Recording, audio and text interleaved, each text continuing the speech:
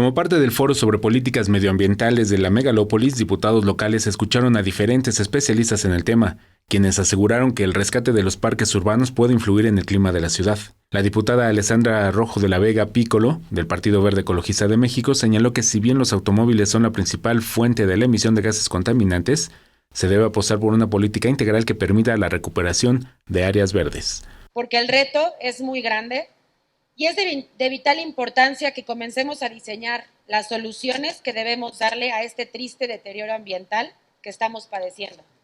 En este foro se informó que la Secretaría del Medio Ambiente está realizando a partir del 15 de junio el programa conocido como Reto Verde, mediante el cual se busca plantar 10 millones de árboles y plantas que ayudarán a aumentar la infiltración de agua, disminuir la erosión del suelo y, sobre todo, incrementará los espacios públicos para el aprovechamiento de los capitalinos.